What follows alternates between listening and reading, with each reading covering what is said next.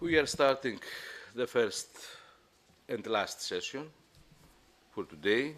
This is the final session, and then we'll have the discussion with the results of the conference, your proposals for the next or the following years. Okay. Our first speaker is Jasmina Radic, or we know her from the past as Jasmina Tomasevich. She is a well-known scholar for the heritage of the Serbian people, especially during the First World War. And her subject is the sacrificed image of First World War, shaping the collective memory during the interwar period in Yugoslavia. Jasmina, you have 15 minutes. Yeah, okay, thank you. First of all, I would like to thank you, Vlasi, and the organizing committee for this great opportunity to present to you today one aspect of my research for my PhD that is still in process. I am very sorry for not being able to meet all of you in person in our beautiful, rainy, always beautiful and so hospitable Thessaloniki. As we had the opportunity yesterday in the last session, some of the colleagues were referring to divided memories in different parts of Yugoslavia, bearing in their mind World War II, Civil War in the 90s. I will go today a little bit back in time and refer to different interpretations and representations of the First World War in different forms of art during the interwar period in the Kingdom of Yugoslavia. In that way, we can gain an insight into the war image in movies, theatrical plays, artworks in general, etc., while at the same time, it could be used for a better understanding of the complex and difficult situation the kingdom was in. After the First World War, despite the great losses and devastation of the country due to the occupation, Serbia achieved the expansion of its territory and the realization of the great idea of Yugoslavism, which was crowned by the creation of the kingdom. During the interwar period, the kingdom of Serbs, Croats, and Slovenes faced numerous political, social, and economic problems, as well as the integration of the three nationalities into a common system, resulting in dissatisfaction among war veterans, who were mostly in miserable financial and not only financial situation. We should bear in mind that in different parts of the country, World War I was perceived in multiple ways, with essential differences, where it was a case of completely different war experiences that were not compatible with each other, especially when you think of Austro-Hungarian military conscription of a half of the Yugoslav population. The identification of Serbian veterans with the mission of liberation and unification of the country and the victory of the Serbian army itself ultimately implied the defeat of the Austro-Hungary and its army. This fact deepened the gap between the two sides and contributed to the dysfunctional relations of the Yugoslav war generations, which were often burdened by the past. Thus, the recognition of merits of one group, often in the form of memorial architecture, commemorative activities, marking war anniversaries, etc., also meant paying tribute to the war victims of one part of the population at the expense of another. For these reasons, the state's posture towards the tradition of the First World War, and therefore the posture towards war veterans, was complex and nuanced. Some politicians from the territories that were until recently part of the Austro-Hungarian monarchy expressed dissatisfaction with, I quote, the emphasis on the decisive role of Serbia and the war victories of its army in the creation of a common state. This sensitive issue, which could have disrupted the semblance of unity and the harmonious functioning of the system, was approached carefully through the interwar period, especially after the establishment of a dictatorship of King Alexander at the beginning of 1929. In search for a modus vivendi for the kingdom, similar moves made by the Serbian monarch and also state leadership led to the dissatisfaction of both sides. Okay, Serbians veterans on one side, but also those who were fighting in the troops of the Austro-Hungarian army. And side by side with the veterans' treatment went oblivion and inadequate care of war memories in Yugoslav society. That's why the image of World War I, not only, but that's one of the reasons why it was not too much present in the public discourse during the interwar period. Besides, also needed constant control and censorship of the state to prevent possible highlighting of the differences among the Yugoslav nationalities. These states' interventions are also noticeable in the cultural sphere, like in Yugoslav kinematography, theater, and also in art in general. The theater critic Borivoje Jeftić, who was also occupied with the First World War for personal reasons, he was a member of Mlada Bosna, a Young Bosnia movement, and also because of it, he spent 3 years in prison. So he expressed an opinion in 1936 that, I quote, the World War didn't find a true echo in our drama. One other theater expert, Marta Freund, specified that this was mainly because of the, I quote, historical and political content of such plays that were not convenient for the political reality and the present moment. She also referred to the most popular theatrical play about World War I from the interwar period titled On the Back of the Hedgehog, which is inspired by the veterans' war experience. As she wrote, the manuscript itself of the play suffered some form of self-censorship, which indicates the critical thinking of its environment. Everything, I quote, that had any critical allusions or implications about the war and the post-war period was crossed out. And sometimes it was not only about the self-censorship, but the state itself that was expressing its disapproval of the depiction of certain events and personalities on the stage. Thus, in the letter from September 1932, addressed to the National Theatre in Zagreb, the Ministry of Education expressed its dissatisfaction with the theatrical play Meyerling, which featured certain figures from the Habsburg monarchy, including the character of Franz Josef. In the letter was emphasized that the performance of such a theatrical play in an environment where, I quote, foreign traditions still live today could only revive the memory of the former Austria-Hungary and certain well-known figures. After this intervention of the state, the play was banned from performing in the theater in Zagreb.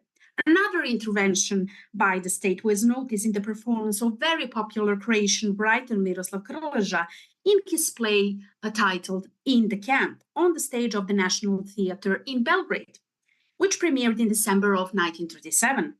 The plot is set in the time of World War I, more particularly on the Eastern Front. The protagonists were Croatian soldiers, members of the Austro-Hungarian army in Galicia, which were facing all the horrors of war, especially a young Croatian intellectual who was entrusted by his superior officers to kill an innocent Ukrainian old lady, which allegedly offended one of them.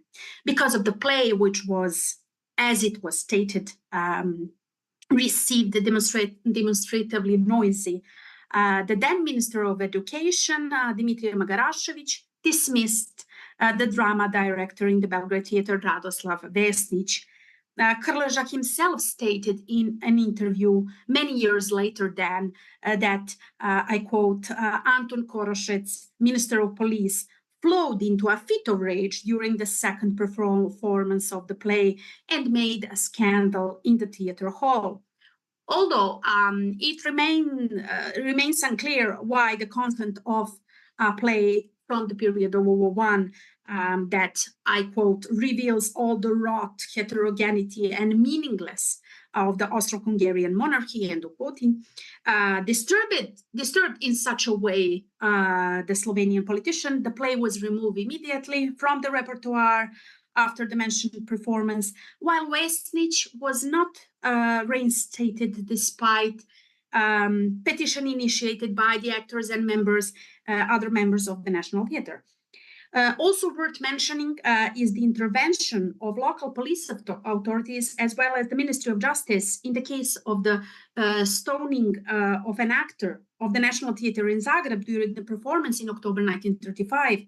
The actor, against whom numerous complaints were subsequently filed with the theater management, encountered such a disapproval from the masses because the day before, on the eve of the commemoration of the late King Alexander, he had given a fitting public speech in memory of the ruler, who was becoming less and less popular in Croatia as the Second World War was approaching and the national hostility of the Ustaša movement was growing. Those are only a few cases noticed in theater, but a similar situation has been spotted in a new kind of art that was becoming more and more popular during the interwar period, which was the art of filmmaking. Similar to the theater, the Yugoslav cinematography, in making its first movies, was not very fond of World War I theme. However, even in such a hostile, we could say, environment, several titles about the Great War were produced. The first one was Through Storm and Fire in 1929. However, not much could be said about it since it has not been saved until the present day. And isn't maybe this fact itself also an indicator of some kind of negligence? Nevertheless, it is known only that the struggle of civilians in occupied Serbia against enemy troops is in the center of the action. The domestic Serbian audience showed great interest after the first screening. The film was shown for 33 days in a row in cinemas, which was a great success even for foreign films of that time that usually attracted more viewers. From time to time, state policy imposed correct representations of the past, while occasionally the intervention was even more open. It should be borne in mind that the film was extremely suitable for that, because for a long time it was the only form of accessible mass entertainment in Yugoslavia, and not only in Yugoslavia. So it was a really good tool for propaganda. In the case of the Calvary of Serbia, I will just show you a few sequences of the movie, but I will continue with my presentation. So in the case of the Calvary of Serbia movie from 1939 by Stanislav Krakov, the most significant anti-war achievement until World War II, it was repeatedly filmed, censored, banned, suppressed for almost 10 years, went through 3 title changes, 3 premieres, and 2 censorships. Krakow occupies an important place in the field of remembrance of the First World War with its literary and film opus. Initially, his film was shown in silent version under the title Honor of the Fatherland in May 1930, when it was banned by censors who were bothered by how Austro-Hungarian soldiers were presented. In the film that follows the war agony of the Serbian people during the war years, Krakow, who was also a participant in the war, reconstructed scene of the Albanian retreat and liberation of Serbian cities in 1918, using archival material and recording sequences with, I quote, surviving participants in an authentic environment. The newly recorded version, which was sounded, was released in March 1940, but waited for several months because it did not receive censorship due to, I quote, preventive diplomacy, i.e. a possible impact on the deterioration of Serbia's relations with neighboring countries. Among other things, the film was censored due to sequences that negatively portrayed Bulgarian soldiers at the time when Yugoslavia had been trying since the Balkan Pact to bring the 2 countries closer together. The re-edited film was renamed Fire in the Balkans. We are talking all the time about the same movie, okay, but it's just changing the titles constantly. So the re-edited film was renamed, and at the dawn of World War II, it finally received permission to be shown. The film tape was buried in the ground and so survived the war devastation. One of the owners of the artistic film company handed it over to the new authorities, which, due to the political pattern of the communist regime and negligence of the state bureaucracy, enabled a new projection only in the early 1970s. Then this forbidden version in a new montage and under the name of the Cavalry of Serbia finally saw the light of the day in front of an audience that didn't hide its enthusiasm. It is worth mentioning that Krakow's movie and also some other lonely attempts of movies about World War I have immense historical value at the time when Serbia and in general Yugoslavia cinematography were not institutionalized and systemically organized, but were independent projects led mostly by amateurs, directors who could only get required knowledge abroad. So this is not about organized national cinematography, which could only exist with the support of the state and to the state itself, which used the film to promote its principles. Such topics were not a priority. So in a conclusion, we could say that the posture of the kingdom of Serbs, Croats, and Slovenes, and eventually of the kingdom of Yugoslavia towards the tradition of the First World War was complex. After all, that issue could have disrupted the semblance of harmonious functioning and unity of the Yugoslav system, and that's why it was approached carefully during the interwar period, and not only during the interwar period, okay, also in other periods. This fact could have affected the production of movies and theatrical plays about the Great War. That were neither Yugoslav cinematography nor theater was very fond fond of the World War I image. In theater, political and social factors led to a less noticeable but still present form of censorship and self-censorship, which led writers towards less sensitive, more personal than collective memories of the war years. Such dramas, remaining within the field of general war themes, are mostly devoid of deeper considerations and a re-examination of historical causes. Plays which emphasize ideas of Yugoslavism or, for example, wartime suffering of certain groups, civilians, wounded soldiers, etc., fitted easier into a picture that was favorable to the achievements of the common state. Also, the Yugoslav cinematography that was making its first steps in filmmaking was not very fond of World War I theme, but even when movies with those motives were made, they ran into some difficulties, as we saw.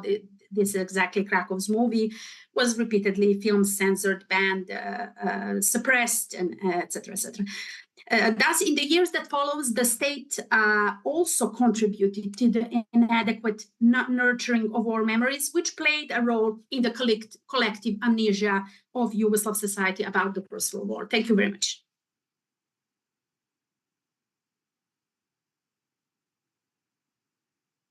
Very much, Mrs. Radic. Now, Alexandros Balatsoukas is going to present us his paper, Navigating Divided Memories, Greek and Turkish Museums on the War of 1919-1923. Mr. Balatsoukas, the floor is yours.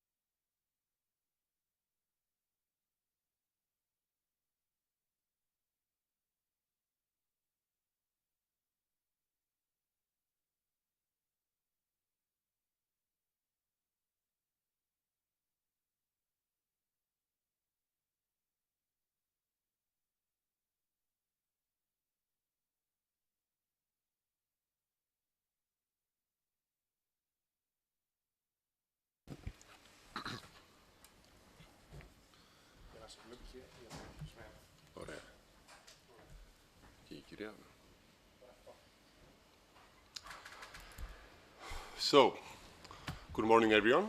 First of all, I would like to thank the technical staff for its amazing support throughout the conference, and of course, all of you that are with us today and during these 3 days of extreme weather conditions, as we can see and experience today.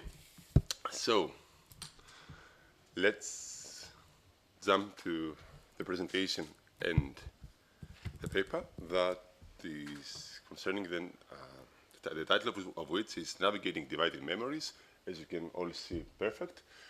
Greek and Turkish museums of the world of 1919 to 1923.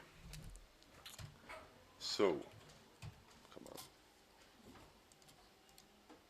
Perfect, it works. Yeah. So, the Greco-Turkish War, as we all know, was not merely a military conflict. So what kind of conflict was it actually? It was a turning point that reshaped the identities of Greece and Turkey. So, on the one hand, for Turkey, it marked the culmination of the war of independence and the foundation of the republic.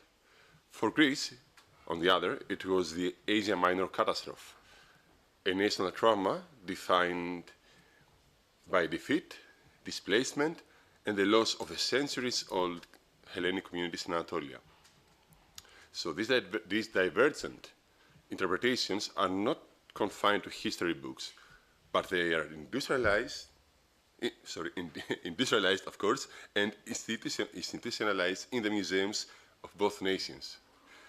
So, this paper explores how two museums, the Ankara Museum of War of Independence in Turkey and the Museum of Asia Minor Hellenism, Μουσείο Μικροασιατικού Ελληνισμού, Φιλιό Χαϊδεμένου in Greece, curate and present those narratives. So, drawing on memory studies and public history framework, it examines the role of museums in shaping collective memory and national identity as well. So the analysis integrates quotes from contemporary political leaders, we'll see later, textual and visual analysis of exhibits, and reflections on the role of technology in engaging audiences. Perfect. So, as I promised, here we see some political leaders. So, the war's memory remains contested, as we all know, with every war, not this one in particular. So, as reflected in the statements of contemporary political leader Recep Tayyip Erdogan, in one of his campaign speeches, he referred to Smyrna, or Smyrni, depends on the language, as a place of victory in the national struggle. So, he celebrated its liberation from foreign forces, stating a century ago it was freed from the enemy, though it could not be freed from its poor relatives, from foreign forces, So Erdogan's words encapsulate what? The Turkish narrative of triumph and its national rebirth, with his reference to poor relatives subtly critiquing lingering socioeconomic challenges.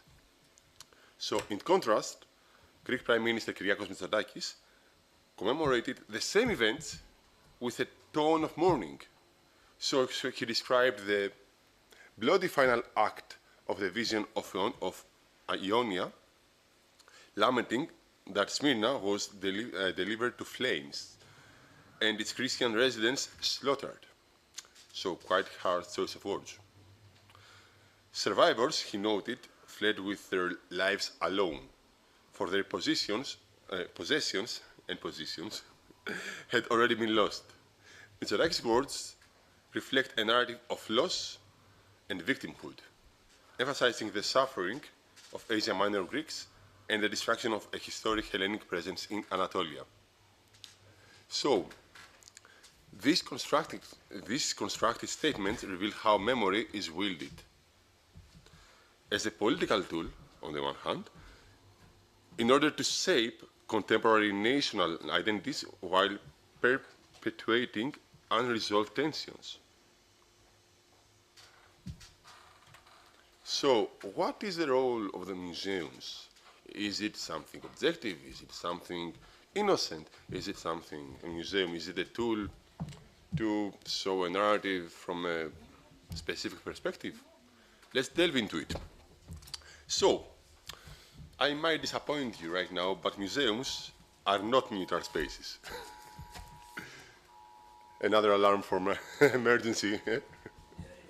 We saw some trees falling. So, museums actually, there are sites where history is created, contested, and communicated to the public. So, this paper, as you see, perfect, draws on three key frameworks to analyze the two case studies. So, first of all, memory studies. You can see that museums shape collective memory through created narratives. It explores how societies construct collective memory and how shaping public understanding of the past through exhibits, artifacts, and narratives is actually the main role of a museum. Can we, what is this? Okay, just parasites. So public history. It examines how historical knowledge is produced, presented for public audiences. So I think it's better this way. Yeah, it's quite annoying. So the creation of museum exhibits reflects deliberate choices about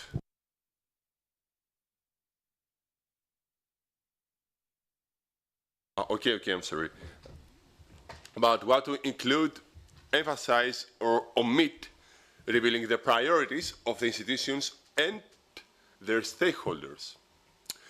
Last but not least, in this era of digitalization, digital humanities, that technology has transformed, literally transformed everything, and museums as well. So how museums engage with audiences, with tools like AR and VR that enhance augmented reality, AR, and virtual reality for those that don't remember or don't know, and interactive displays that enable a more dynamic storytelling, fostering both inclusivity and personalization.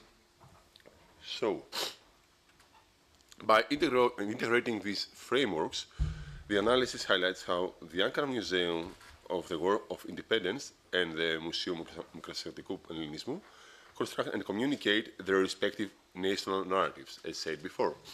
So, the Ankara Museum of the War of Independence. It occupies a building that, yeah, you can see it is the third image over there. It is itself is a symbol of Turkish national struggle. Why? It was originally designed as a clubhouse for the Committee of Union and Progress in 1915, so a couple of years before the war between the two sides. This building became the first home of the Turkish Grand National Assembly in 1920. So it was here that Mustafa Kemal Atatürk and his colleagues, laid the foundation of the Turkish Republic. So there is an architectural symbolism that reflects the ideals of the early Turkish Republic, this building that you see, as I said. It was built from some details about the museum, from local Ankara stone. Its design belongs to the first national architect period, emphasizing simplicity, functionality, and connection to the Turkish landscape. So the building's history, including contributions from the local residents who provided materials and labor as well, underscores the collective effort that defined the War of Independence. So let's move on to the exhibits and its narrative. So the museum's exhibitions highlight key milestones in the establishment of the Republic. And these include the abolition of the Sultanate in 1922, this is the second image, the adoption of the Lausanne Treaty in 1923, which secured Turkish borders and sovereignty, and the proclamation of the Republic on October 29, 1923, among other, of course, exhibitions. So, central to the museum's narrative is the leadership of Mustafa Kemal Atatürk. His speeches, decisions, and personal artifacts are prominently displayed, reinforcing his role as the architect of modern Turkey. The narrative positions the War of Independence as a heroic and unifying struggle, celebrating Turkey's emergence from colonial domination to sovereign statehood. So, let's go to our perspective, to the visitor's perspective, to the visitor's experience and engagement with this museum. The museum uses technology to enhance visitors' engagement. Interactive displays and multimedia presentations bring historical events to life, making them, of course, accessible to diverse audiences all around the world. So these tools not only educate, but also evoke a sense of pride and belonging, aligning with the museum's triumphalist narrative. So, on the other hand, the Museum of Asia Minor Hellenism, located in Nea Philadelphia, Greece, offers a starkly different perspective. Founded by Philio Haidemeni, a refugee from Asia Minor, the museum is dedicated on preserving the memory of the Asia Minor catastrophe and the cultural heritage of displaced Greeks. So you have two different natures. On the one hand, we have the triumphalist narrative, and on the other, we have the memory of what happened. So, let's go to the role of Philio Haidemeni. She was born in 1899 in Asia Minor, experienced the catastrophe firsthand in the age of 23, and determined to preserve her community's history, spending decades collecting artifacts and oral testimonies. As she stated, I sought to do something so that Asia Minor, its Hellenism, and its unique culture would never be forgotten. So her vision became a reality. Almost 100 years after her birth, in 2007, when the museum was inaugurated. Let's go to this museum's exhibits and narrative. The museum collections include artifacts brought by refugees during their forced migration, such as religious icons, you can see, mostly, household items and photographs. Oral histories documenting the experience of displacement and resettlement, and educational programs that engage visitors with the history and culture of Asia Minor Greeks. So, unlike the celebratory tone of the Ankara Museum, the Museum of Asia Minor Hellenism adopts a reflective and somber approach. It emphasizes the trauma of forced migration, the resilience of refugees, and the enduring significance of Asia Minor and Greek identity. As Mitsotakis, the Prime Minister of Greece, noted, the events of 1922 were the bloody final act of a broader vision, a vision cut short but not forgotten. Lastly, the visitors' engagement. This museum employs digital tools as well to enhance its storytelling. Audio guides featuring refugee testimonies, interactive maps, tracing migration routes, we also do this, and virtual reconstructions of destroyed communities that allow visitors to engage with history on a personal level. So these technologies foster empathy and reflection, aligning with the museum's mission to preserve memory and educate future generations. So, why memory is so important? Because it can be used, as you can see, as a weapon and battlefield. Why? We have two museums. They embody the divergent ways in which Greece and Turkey remember the Greco-Turkish War, the same event. The Ankara Museum celebrates national triumph, framing the war as a victory over foreign oppression. On the other hand, the Museum of Asia Minor Hellenism mourns the loss of homeland and community, portraying the war as a catastrophic rupture. So we see the two sides of the same coin. Depending on which side we preside or we choose to see the events, we choose one perspective as well, and that's what those museums do.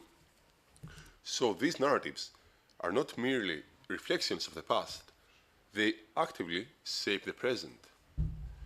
As Erdogan and Mitsotakis statements illustrate, memory is both a weapon and a battlefield.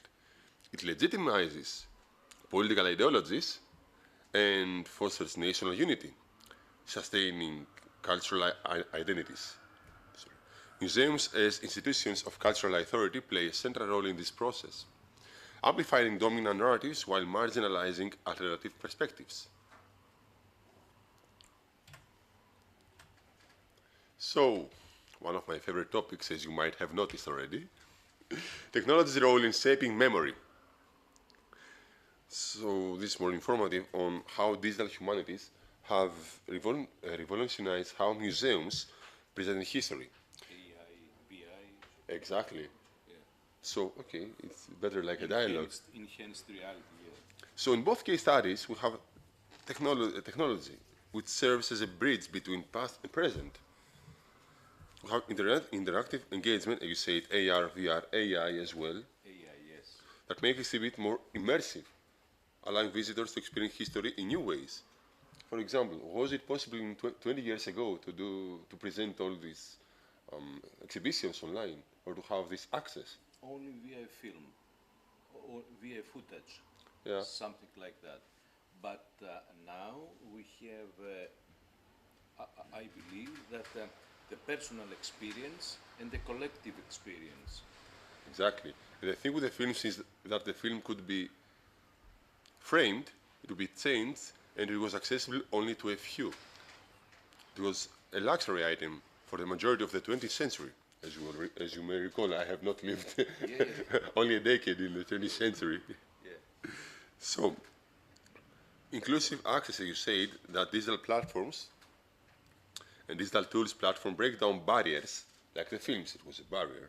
It was only 1 hour, maximum 1:30. Now there is no time limit. And making this museum accessible to broader audiences, including those with limited mobility or prior knowledge.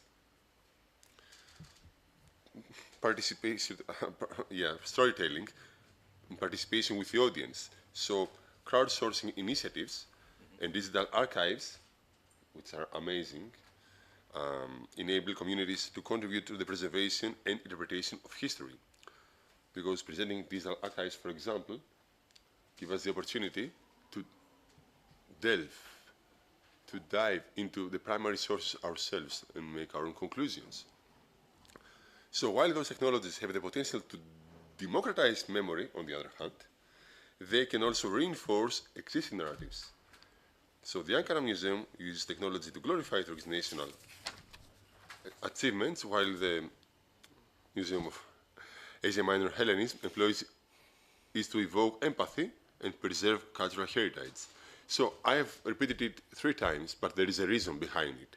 The reason is that these choices reflect the priorities and the perspective of each institution, which is supported by someone, built, funded as well. So,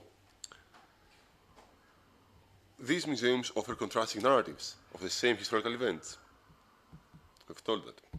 So, in a world where memory continues to influence politics and culture, those institutions remind us of the power of history. Because history is a tool. History reminds us, but shows how important and dangerous it could be, or fruitful, depends on how you use it. By examining those narratives, last but not least, we gain insight into the enduring tensions between Greece and Turkey and the complex interplay of memory, identity, and national storytelling. Thank you very much for your attention. Thank you, Mr. Balatsoukas, for your presentation. And now I give the floor to Snezhana Dimitrova, the co-organizer of the conference. She will give us a lecture about, or a speech about, Bulgarian communist and communist reformist historiography of the First World War, the contradictions of the legacy.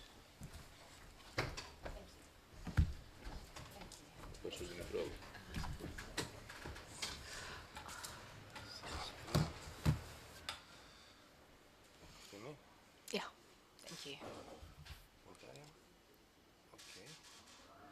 Yeah. And I'm going in this way. I was going. Okay. Okay. Thank you very much. Thank you. Thank you. Thank you very much to Professor Vlasidis. Thank you very much to all of you for being here. I highly appreciated personally your attendance today because it's a kind of academic ethics to be at the last session. Thank you very much. First of all, I would like to say two words about my interest to the communist and reformist communist legacy, and especially on First World War. So I started my career during 1990s when, almost 30 years ago, in so-called transitional period. Transitional period we are calling in Bulgaria the period from the fall of the communist, communist regime, the fall of Berlin Wall, and ended with the entrance of Bulgaria in NATO and EU. This is kind of periodization based on the political eventual history, and it's clear that it is not impossible to speak about such a transition, periodization of the transition of historiography. So, because I will be speaking oftenly, I'll go. Okay, I will be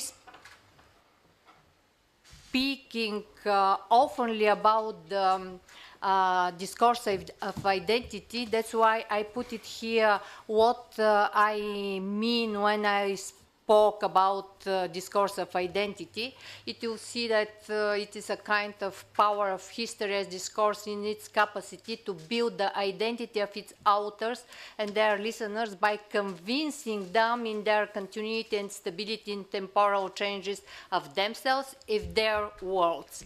So what kind of stability all this discourse can try to find and to pass on generation, why this idea about this kind of stability is so difficult to be overwhelming. It became a kind of ancestral heritage too difficult to cope with. So it is that it is clear that this paper, as its title indicates, presents a research results regarding the contradictory, conflicting nature of the legacy of Bulgarian, I'm saying Marxist historiography, no, because the historiography is Marxist. I agree with Erich Hobsbawm, who said that the true Marxist historiography has been developed in the Western country and not in the Eastern country within Soviet bloc. So, but saying Marxist historiography, I am using the term with which has been identified these discourses by their builders and by the most critical parts of the historians against this communist, reformist communist discourse. And I will explain what kind of Marxist interpretation has been used with different levels of these discourses. And also claiming that exactly the way in which best has been used this interpretive scheme of the Marxism about the economical basis and ideological basis of the society has been used in a way to make the historians taking the distance from the theory. And in this way, theoretizing history has been left apart, not as a part of the craft of the historian, because the Marxist historiography has been experienced as something foreigner and imposed on the history. So this kind of imposure and the power make the historians to take their distance and so on. It is hindering the shift through the theoretical and so on level of the historiography. So I claim that the powerful shadow of this legacy waits upon Bulgarian historical science even this day. I tried to support this view years ago as I wondered why during the post-communist transition period there was never a genuine debate on the legacy of the generation of communist reformist historians who worked in the years 1970s, 1989. At that time, I only pointed out that even contemporary post-1989 post-communist historiography on the First World War has not been able to escape their powerful influence. It was because of the power of this historical discourse. Clearly, this assertion requires careful analysis of the concrete practices and concerns of ideological and political shaping of historiography after 1945.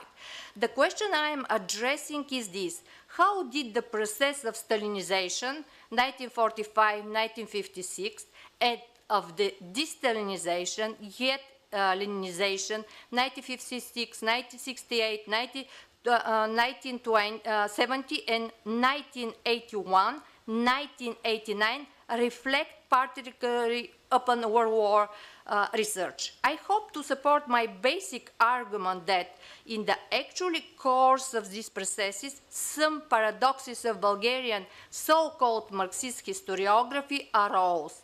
I want to stress at the start that those years hold the explanation regarding the blank spots and the empirical and theoretical shortcomings of Bulgarian historiography on the war. That is why the paradoxes in question, about which I shall speak, give rise to another relevant question. To what extent, in the communist period, were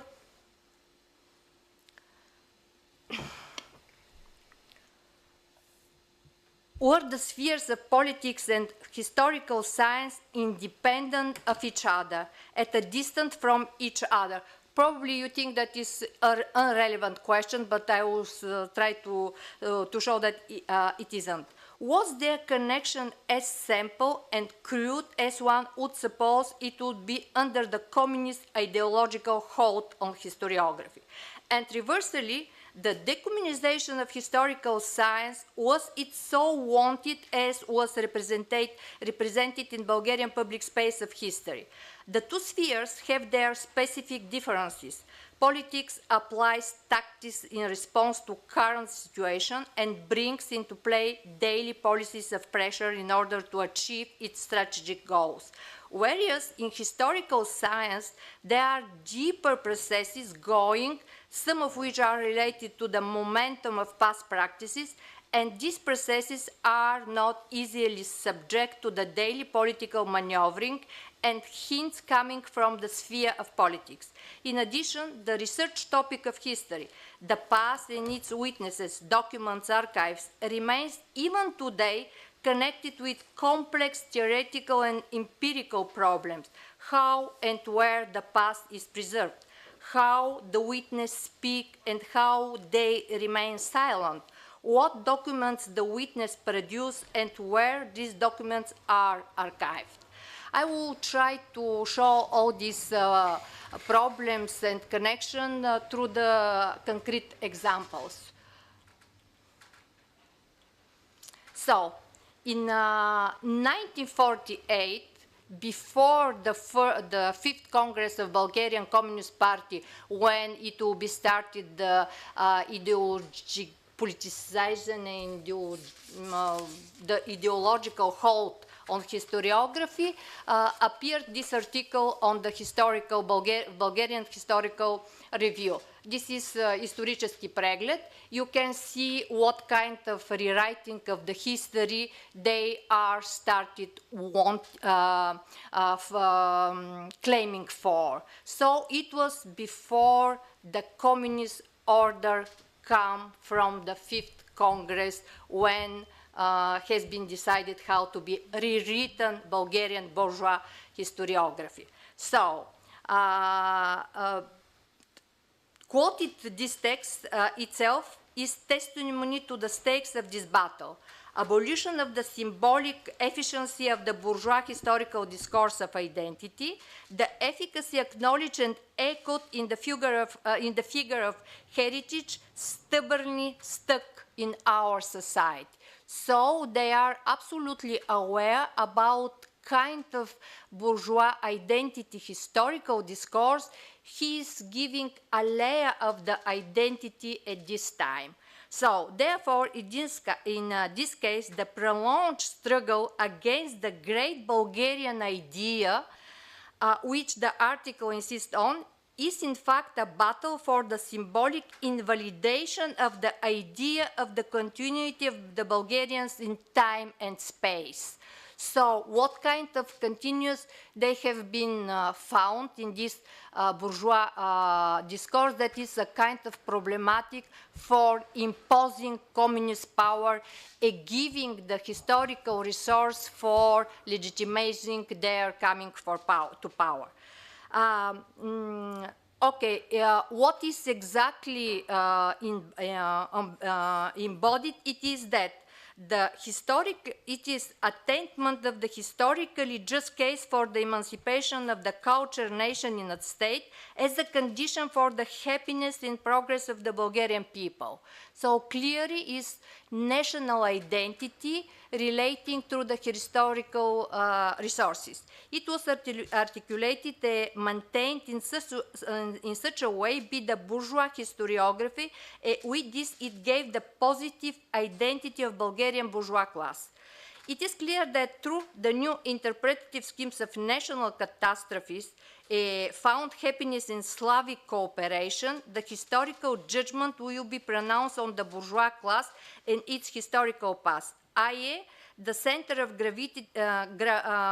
gravitation of the new scientific interest is also transferred to the Balkan, the First and Second World Wars, through the schemes of Leninism and its stylistic, as well through Stalin thesis of the national question. On one hand, wars are treated as imperialist, conquering for colonies and markets.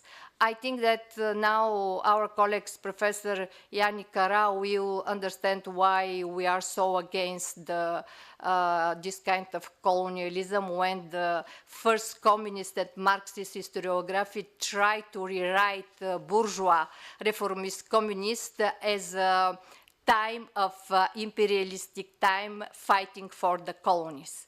So there I quote, they exactly wrote in their papers, tore Macedonia into three parts, left it engulfed by chauvinistic Balkan cliques and thus hindered its economic and social development. But on the other hand, the salvation of the Balkan peoples is sought in the Balkan Federation built from below, through the expressed free will of the free Balkan peoples. Therefore, the peaceful alternative to the war raised by the Bulgarian narrow socialists at the time during and after the First World War becomes the only progressive historical line for resolving the national question in the Balkans. And only this perspective gave a positive identity to the past to the narrow socialists whose successor is the Bulgarian Communist Party in public space in 1945. So it means that now the continuity, the rupture with the idea about bourgeois identity discourse, he found this idea of of continuity in the idea about national emancipation. But rupture with this is to emancipate the discourse of the narrow socialist during the war and after First World War, saying that there is absolutely different perspective. Now this is this idea. But can you imagine what will happen when the political relation went to the rupture with Tito and Yugoslavia of Tito. So this kind of narratives also speaking about the federation as the perspective for the Balkan peoples is a way also to legitimize a new perspective of social time in 1945-1948, when it's possible to be found some reconciliation between Communist Party coming to power in Bulgaria and Yugoslavia. So the other problem is, as I told, you see that all this happened before the 1948, before the Communist Congress, the Congress of Bulgarian Communist Party. Another thing that I say that there is not a kind of to be so clear this connection between power and process of making history. So I would stress another thing here. Historical review is making absolutely beginning of the new era of the Bulgarian historical science. You can see what kind of era they would, paradigm they try to make. But at the same time, it is interesting what kind of resources could be used for this rewriting of history. And for the first time have been opened the military resources, military archives in some way have been accessed the archives about the soldier movement and so on. All this that, however, is on one hand challenging the bourgeois discourse, trying to see what kind of resource could be challenged all this bourgeois identity discourse, delegitimizing this bourgeois discourse, and on the other hand is how to emancipate exactly exactly working class as a subject of the communist politics. But what happens really in fact? I should stress that in the period 1945, excuse me, how to go? I can't shift, nevertheless. So, no, yes. Okay. Yes. So, it is interesting, very interesting that at the same time when in 1945 has been written this article trying to give a new perspective to the historiography, has been appeared also this appeal in the same review. So it is to search for archival documents, you see what kind of research they look to find. So they try to go to the written memoirs autobiographies, letters, and diaries. So, absolutely new alternative documents must be opened and accumulated and have been legitimized as a source for history for historiography. So, what happened when they have been opened, these military archives? Appeared the first research based on these military archives. The opening of the military archives involved an opening to a different history, a social history of the wars, unfolding around the dramatic aspects of everyday life: the misery, hunger, disease, death, corruption, women's Hungary revolts, the soldier resistance against the war, including desertion and revolts. All this has been started to be studied during the Stalinist period of the Bulgarian historiography, trying to be interpreted through the scheme of social revolution, Bolshevik revolution, and so on. Moreover, even though the research was conducted in the framework of the influence of the Great October Socialist Revolution, upon the revolutionary process in our country, the opening of the archives could serve as a basis for writing a different history of the workers and peasants. This new history opened a view to the cultural specificity and independence of workers and peasants.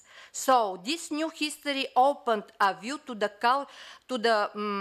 in other words, to the nature of their collective actions, which can hardly fit in the mechanical or idealistic interpretations of Marxist bourgeois historiography regarding the process of growing political awareness of the new historical agents, the people, the workers, the peasants. So they faced absolutely different reality of each one that has been expected to find through the communist interpretative scheme of research. So this was the kind of history that Giovanni Levi and Passirini upheld 25 years later, when they overcome the historiographical tradition that reduced the history to the working class only, to the history of parties and organized movements, even in terms of the biography of their leaders. Marxist understanding of economic structure and ideological substructure, providing possibilities for the ideological assumption of the reformist communist identity after. So, trying to understand the past through this scheme, first has been opened the archive which could challenge exactly this historiography. So, to outline the paradoxes of historiography on World War, first, as it developed during the periods of the cult of personality and the overcoming of the cult, is to say that during this process of opening those archives has been revealed in a very affirmative way the war activity of General Protogerov, for example. So, because the opened archives spoke differently about the fight against German colonizing policy towards military inspection districts, and not only and about discontent with the corrupt practices and demoralizing partisan influence of the ruling liberal parties. One could say that such operation of memory fits in the ideological context that required to be reviewed the German hegemonic policy on the Balkans and thereby to be condemned its agent, Bulgarian bourgeois class. But however, Protogerov was one of the leaders of the Macedonian revolutionary movement and upholder of bourgeois patriarchal conservative order, very close to the palace, and he came together with the representatives of the radical left parties in their protesting the public enemy. So, corruption and then social evil. So what can do with such a problematic figure? On one way, they try to destabilize this conservative elite and see how they were corrupted. At the same time, through the archives, appeared part of these leaders that they have not been in such a way. So exactly this operation, dealing with these archives, showed how difficult it is to make common paths through divided a shared past because the past is not homogeneous, and the agents, they play different role and took different places. So one of the paradoxes of the time of cult of personality, the period of Stalinization, is that these archives put the question, put the emphasis on the very important problem about affective reality of experience and how this affectiveness could be the source for new rewriting of the archives. So, what is paradoxical is that later historians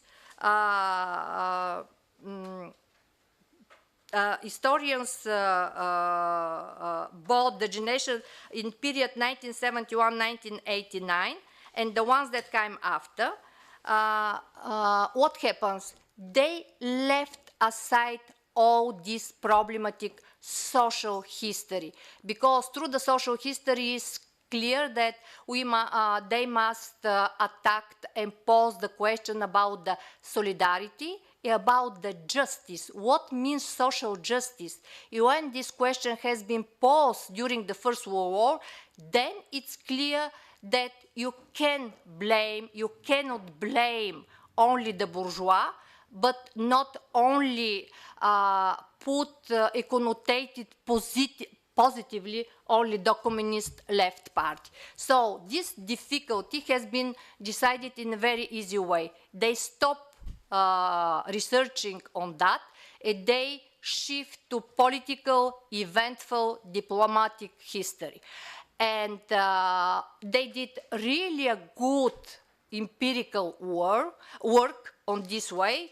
Only on the one hand, one could say it's okay because they continue this politics to show how Bulgarians have been exploited by the Germans and so on, the conflict of interest and so on. But at the same time, exactly this operation, transferring from the social to the diplomatic and political history, eventful history, in some way is to implement again the bourgeois discourse about identity. This kind of what exactly idea of the continuity has been again revitalized. This is exactly this kind of national idea about what means to be happy within state nation. In this way, instead of overcoming the controversial legacy of bourgeois discourse, they embodied again exactly this discourse about happiness and so on. I show the first document. So, what is very interesting about the colonial period, the idea of the, it is interesting is exactly during the period of cult of personality and the Stalinization, when historians start speaking about the imperialistic bourgeois colonial politics and so on, at the same time it appears absolutely different way of propaganda, saying that no, Bulgaria is not colonial imperial, not colonial ideas stand behind. That's why it is very difficult to be implemented this kind of discourse of identity. So there is the kind of opposition during this period. In this way, I am continue supporting my idea how it is very specific the process on putting ideological hold on historiography. What are the sources for the resistance to this ideological hold?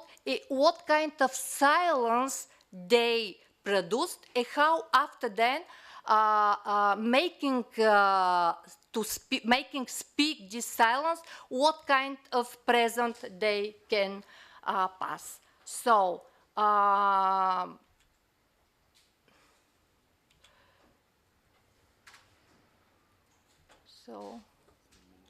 Okay. Okay, 1 minute. 3 minutes, okay. No, I have, so what is most important, during this period when they shift to this diplomatic and so historiography, it's important to say that at the same time, I continue thinking that the problem is not only because it's very difficult to pose the question about the social history, historiography through the Marxist imperatives, interpretive scheme, but also because it is difficult to occur all these processes during Todor Živkov's process because in this way they are attacking the everyday life during the socialist time. So, what is my conclusion? What extent will be the... so, there is one, excuse me, only 1 minute. It's very interesting when they opened the military archives, they have been told all these stories I tried to show for the short time I have. And they have been open also because more of the soldiers, they need the documents for their pension. Going to pension, they need some documents that they have been fighting for in the First World War. So you can see here one document, one position in the Journal of the Jews, how they treated the fact that the Jew has been involved in the First World War. And what he said, could such a document have been issued to a Jew in any official department in Hitler's Germany? So, in its, and so on and so, the document issued by such a responsible institution as the Ministry of War, when the law for the protection of the nation, so against the Jew, had already been passed, speaks for itself, speaks about, not about the regime, not about the authority, dictatorship itself. This was a recognition of the active participation of Jews in the wars. You see how the personal experience, the subjectivization of history is to challenge at the same time, in the same discourse, at different levels, the discourse of identity. It's impossible to do it to be so homogeneous. But to what extent it will be the metaphors? Let me going to the beginning.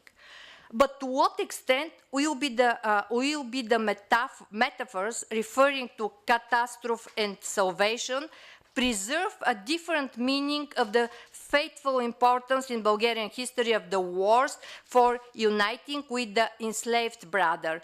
A meaning imparted by the bourgeois historical narrative about the betrayed nation ideas. If we assume that these words continue to express the traumatic past that resists against precisely this scientific analysis of the historical fact as such, articulated the paradigm of historical materialism, then we may ask, to what extent will these words at different levels of the new historical narratives express the experience of historical justice?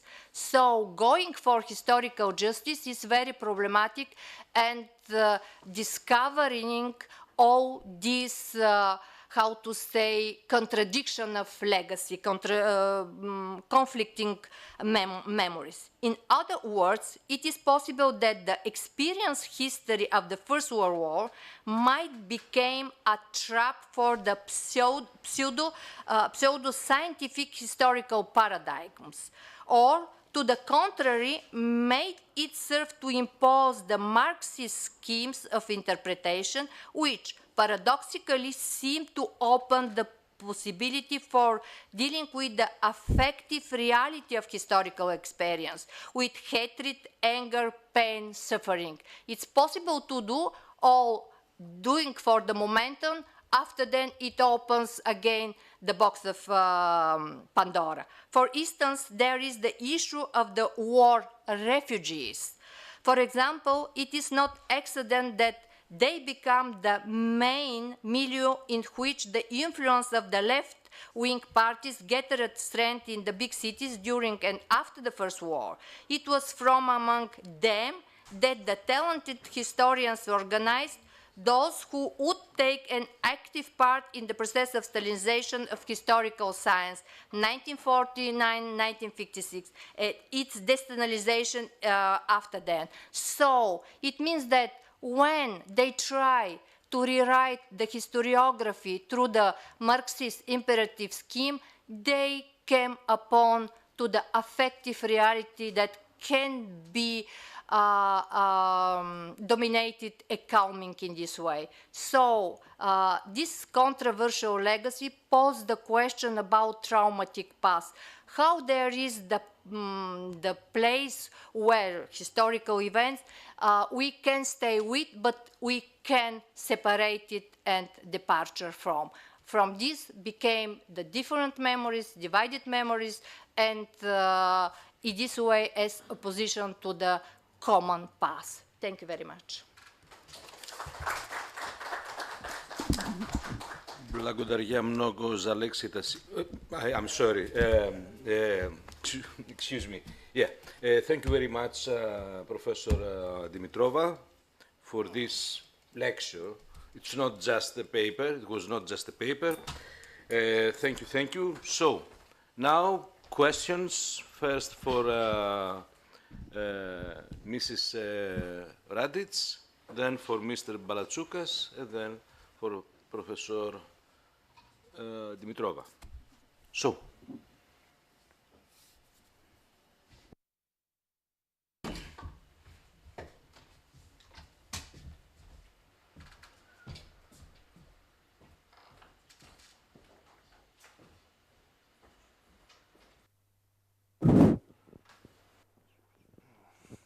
Good morning to everyone, and many thanks for this very interesting papers or quite lecture. I have some questions, maybe some comments to everyone to debate this very important theme of common past or divided memories confronting the Great War. For example, I want to ask and to send our greetings from Romania to our colleague Jasmina Radic, our greetings to Thessaloniki, and I want to ask if after the World War I in Serbian society, in political parties or within intellectual elites, maybe it was possible a certain request to investigate the connection between the Serbian politician or the Serbian official government and the drama from Sarajevo that time. What was this, or was the silence concerning this important subject, which stayed as the origin of the war in 1914? Another, if on the other word, if the public history or the official history in post-war Yugoslavian historical science sacrifice the image of the First World War, this sacrifice include the therapeutic silence concerning the problem of state responsibility, and especially the very, very important connection maybe to investigate between the Serbian official government and the events on Sarajevo. The other question is,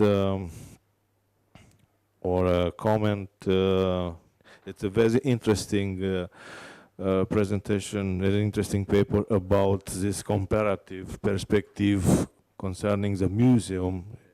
Could you first Okay, to okay, and then we can okay. Yeah. Jasmina? I had some problems at the beginning waiting to hear the question, but if I understood correctly, you're interested in origins of Sarajevo, the archduke, and what was the image? What was the image presented during the interwar period? Okay. Yeah, of course, there were different sides and different opinions about the assassination itself. For example, you had some of the prominent newspapers like, for example, Nova Europa, where different intellectuals expressed their opinion about the responsibility of Serbia, if was Serbia responsible or not for the assassination, and of course for the World War I. Yeah, of course. So these kinds of public debate, especially during in the 1930s, they were. We cannot say you have, of course, different interpretations according to the, how to say, the origin of the speaker. Even he or she was from the former parts of Austro-Hungary or parts of Serbia, but they were also I want to say that it's not only the national matter. There were also different opinions in the Serbian society itself. I want to say that there were some Serbian intellectuals that thought that, yeah, Serbia was guilty for the war, and that was, of course, one unpopular opinion of the time. And on the other hand, you have a little bit much more Serbian intellectuals that thought that Serbia was drained or manipulated to get into this war conflict. So yeah, you have it in Nova Europa mostly. Yeah, this public debate.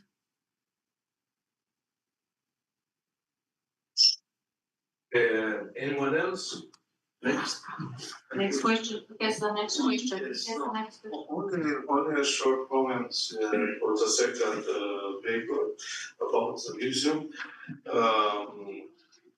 Of course, it's a very interesting subject,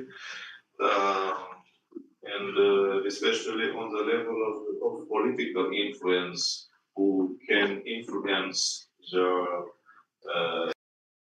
of museum concerning the problem of the war or the experience of the war. To complete this, I remember about a study case concerning this time Romanian-Bulgarian situation. In the same common sense, Bulgarian and Romanian contested memory museums. In example of the Battle of Tutrakan, and on the other side, the Battle of Mărășești. There are two founding battles in our history of the Great War. Tutrakan, one of the most important for Bulgarian narrative, including this period after the war. The Romanian Mărășești, of course, is one of the most important battle of the war, founding history of the war. And we have two different museums in Mărășești, and now I understand in Tutrakan is a new one museum, very different because in one is a victory of the great victory of the Bulgarian nation. On the other hand, is a great victory of the Romanian nation with different contrasting arguments. For the Snezhana, it's impressive what you research about this period, about these stages of interpreting of communist view, communist perspective concerning the war. And it's impressive to me to discover how many similarities you can find in the same way like in Romanian historiography, the same way of interpretation influenced by political ideology, by Stalinism and therefore national communism. It's impressive. I wrote a study you can find on Academia. It's the name. This study it's published. Legendary places of the Great War, the historical memory of the Battle of Mărășești, and I investigate in this study the Romanian case of the same problem. Thank you. Thank you for.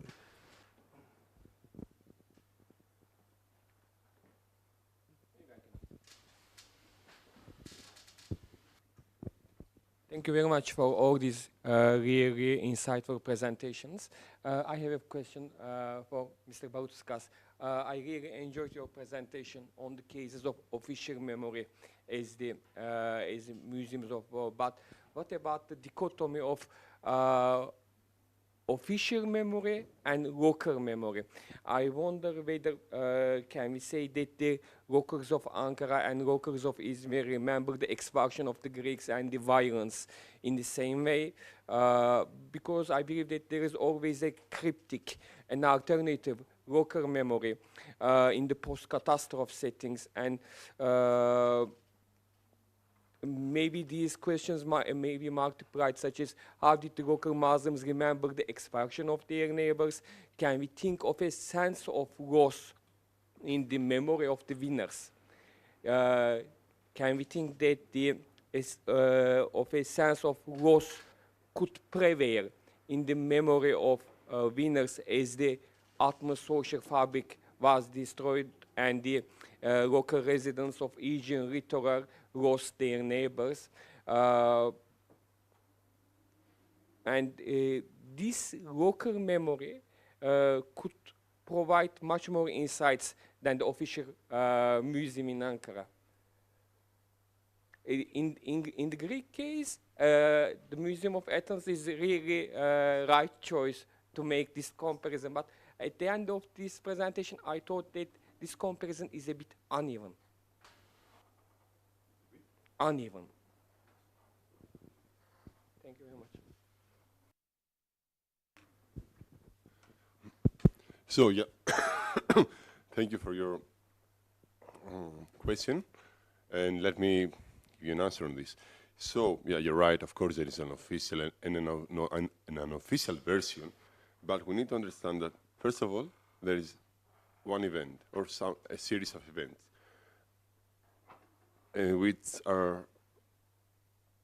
from which we have some narratives that stem from it.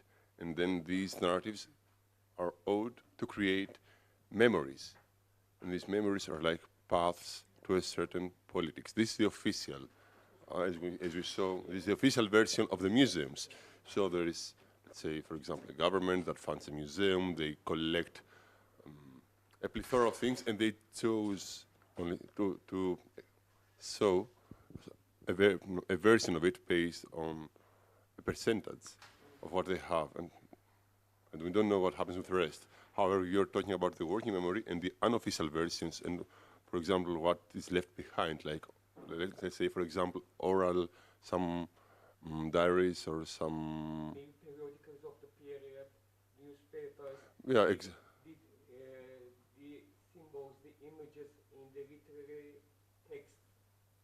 Yes, which they're not actually, I wouldn't say hidden, but for sure I can say they're not supported in the same way from a state of or a government, because they might they might act as a counterpart to the narrative. Let's say, for example, there is a newspaper, an article in newspaper, Turkish newspaper, that supports the Greek claims. Would you think, does someone think that it would be included in the Ankara Museum, or on the other hand, a Greek discourse between politicians that they support that it was our mistake, that we stepped over the line, or we didn't follow the guidelines from great powers, for example? So I can see the argument that you're posing is completely correct, but I think that a state state-aligned state museum will support its own claim, its own narrative. Yeah, it's like an investment for the future for them. It's an existential investment. Official narrative, there is no space for reconciliation. In a fair word, I would love to see that in the museum, to be sincere. We can have a discussion on this, a great discussion. And these two cases are completely different. I mean, the Holocaust and ethnic cleansing against the ethnic Christians, the remembrance practices are also different. Mm-hmm. Yeah. Thank you very much. Other questions? Yeah.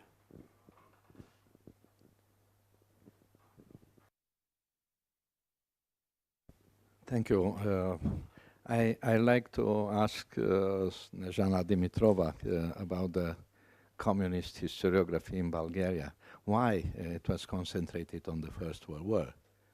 And the historiography was touched, the Bulgarian historiography, communist historiography was touched by the Marxist orientation or by the Stalinist,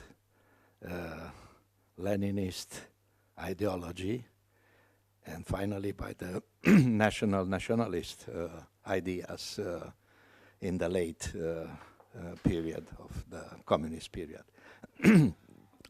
Because historiography, as you know, is very important for us, for understanding the past, and of course for memory, to clarify the memory is very important. And I hope so. The evolution of historiography is different from one decade to another in former communist countries. Please. Thank you very much for the questions, but in some way I have answered them during the presentation. Probably it was not so easy to get it, but what I try to say, it is I'm absolutely, I agree with Eric Hobsbawm that the real, true Marxist historiography has been done in Western country. Whereas in our Eastern country, within Warsaw Bloc and so on, the historiography is a kind of propaganda, wooden language, and so on. I try also to explain, however, how the different generations have experienced with kind of relation with theory, because at the same period, the only theory for rewriting historiography, it is so-called Marxist historiography, but through the Leninization, Stalinization. So that's why I explained that, but however, there is the difference between Lenin and Stalin. When the de-Stalinization started, they gone through Leninist theory about the nation state and so on and so on. What I try to explain, what kind of a resistance has from the archives, opening archives, from the structure which surviving the communist hold on historiography between 1948, 1945, 1960, 56, they have been kept all old bourgeois structures, military archives, military museums, military library. They started to collect all this and so on and so on.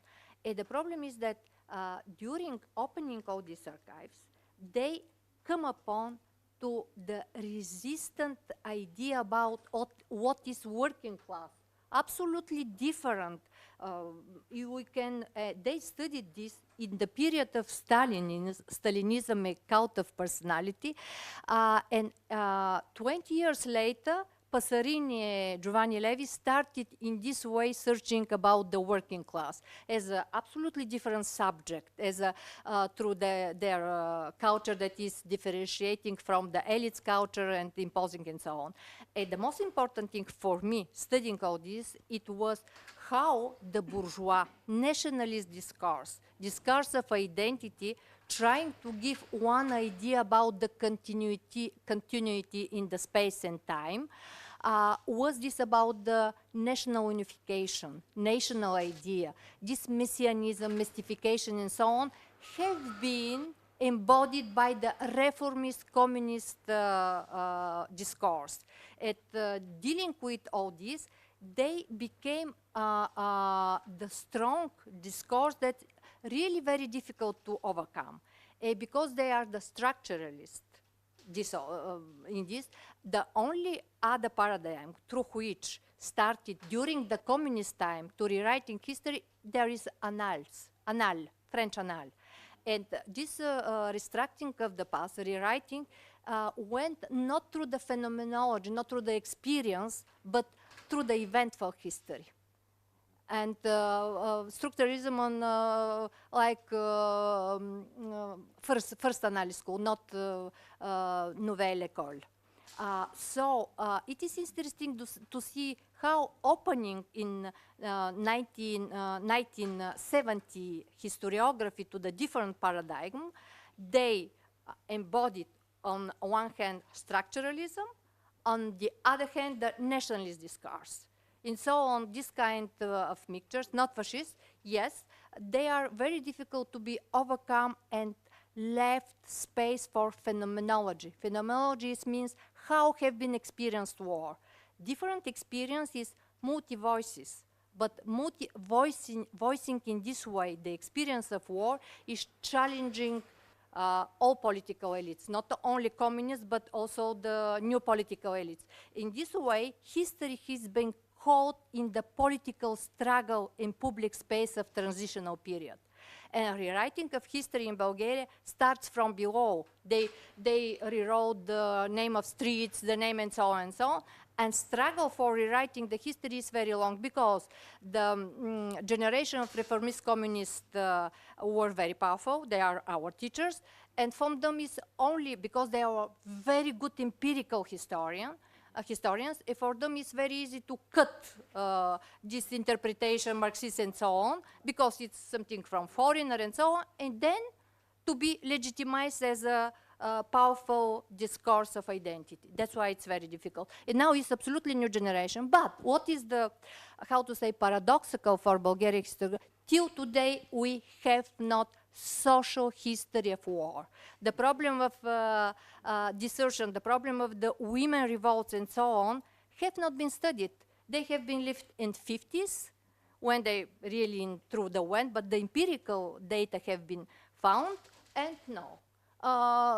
So that's why, however, when I started making my career in the period of transition, I come upon all these problems and being involved in different projects.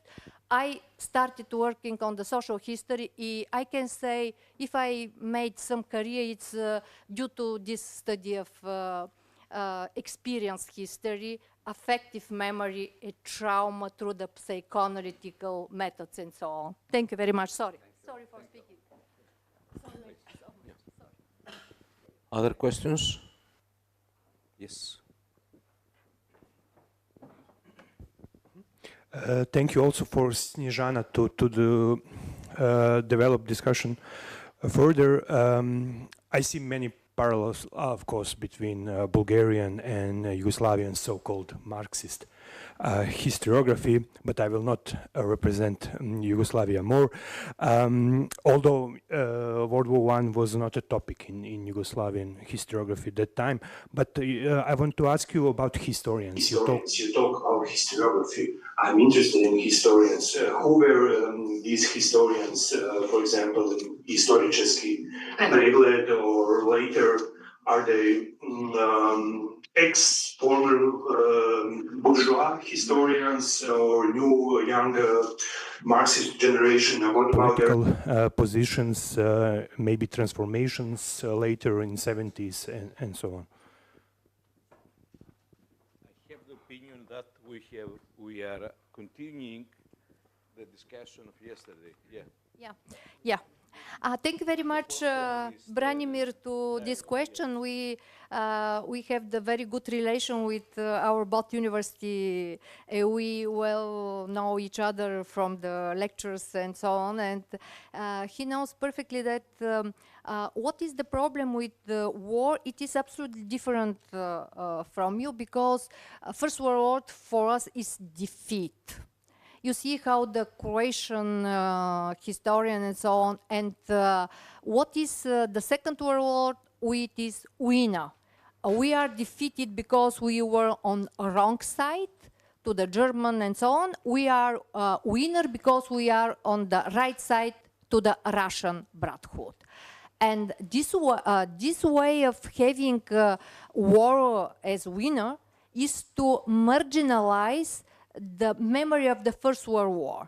But it looks like this only in a superficial level. No, First World War is the key, how to see, topic. Historians who made this first rewriting, Tushe Vlahov, has been written by Tushe Vlahov, Krumka Sharova, Hristo Hristov, and so on, they have been educated in bourgeois university, in the Bulgarian before the war, during the Second World War. Some of them, they are the immigrants from Macedonia. That's why I told you that they have been from these refugee suburbs, and they are leftists. They are leftists as a refugee coming from them. That's why they try to find their identity of discourse through this, how to say, past Marxist historiography during the First World War and Interwar period. They embodied that. At the same time, I was really impressed how my teachers in transitional period, they are so fond of them, of Krumka Sharova, Tushe Vlahov, and so on, and never they spoke about them as somebody who tried to impose and so on, the ideological methods. And it's really interesting to see what happens at the level of historiography, historiographical level, what happened in the milieux of historians, because they are really very good empiricists. They did empirical studies at very high level. Till today, when I, for example, go to Germany, all my colleagues ask me, why your historiography, Marxist, so-called communist reformist, it's so good, it has not been known in Bulgaria, neither abroad. Do understand me that it's from this, because they are good in empirical. They, for example, in 90s and after the period of de-Stalinization, of course they are ready to go to start de-Stalinizing the historiography, the same of them. And what happened about the new generation from their students to Krumka Sharova, Tushe Vlahov, Hristov, and so on, they are plenty, a Pleiada, and they started through reformist communist discourse. So they embodied bourgeois discourse, because somehow, it's my impression, they have been somehow receiving from them this ambiguous identity discourse. On one hand, we have this official ideological hold, but on the other hand, when you went in the archives and so on, there is a kind of resistance.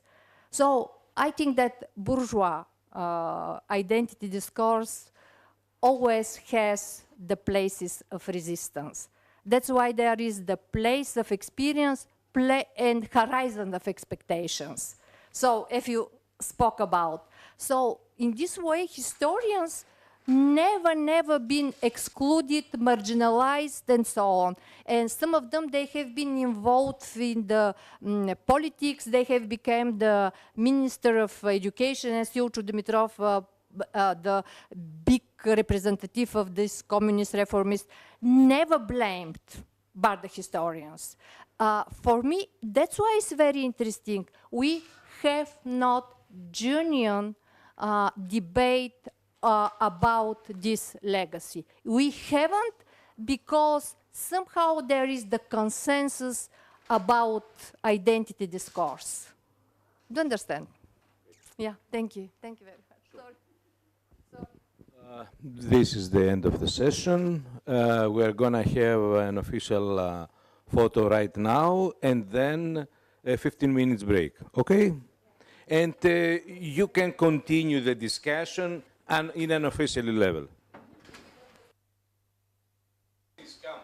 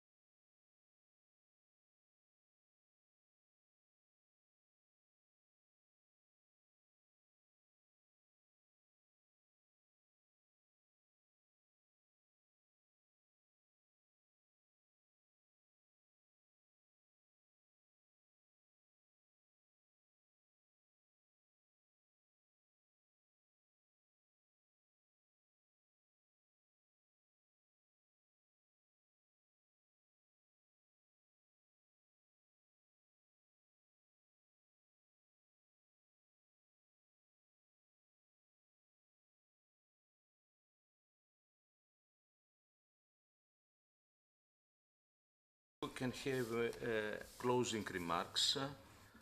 I would like to propose to have to build an unofficial network. So Lenny will send you the emails, all of you, if not till now, in order to forward call for papers, for conferences, for call for applications for scholarships and all these, because as we experienced, you are all open-minded and ready to discuss anything with a mild, calm, conflicting memories. yeah, and not ready to fight or to dispute for the past. Rightness. Yes. For the rightness. At this conference, we have already discussed about oral history memories, history from the above and history from the bottom, and public history. Okay? So, the discussion has started. It's an endless discussion. As you will say more, shall I say first some few things? Go. Because you're the expert. So I'm certainly not an expert on this topic, so I'm the helper here. And I don't, but I do want to say some things very briefly that just struck me about this experience of discussing memory in the context of the Balkans, which is not what I usually do. And that is, the first thing is actually how good Balkan historians have become at this. I know because I usually deal with historians of the Russian Empire, whether they're Ukrainian or from the Caucasus or from Russia itself, and the divisions are so great, the hurt is so immediate and so recent as well, that it's impossible to have discussions like this. And so, and I remember, I take my mind back, I was a schoolboy when the Yugoslav wars were happening, yeah? But I feel as if I'm there, like when I'm discussing what's happening in the former Russian imperial space, shall we say, probably like it was here in the Balkans in the 1990s. So I actually, with all these discussions, I find this conference extremely optimistic, extremely hopeful, that so much road has been covered in such a positive way in dealing with conflicted memories. So that's the first thing I wanted to say. And the second thing I wanted to say is linked to many of the conversations we had today and over the course of often in little groups outside of the main conference, that historians have become, in the Balkan context at least, quite good at talking to each other and hearing and listening to each other, which is probably the most important thing. But there is a disconnect which we're seeing in all of our societies between what we do and not only public history or public discourse, but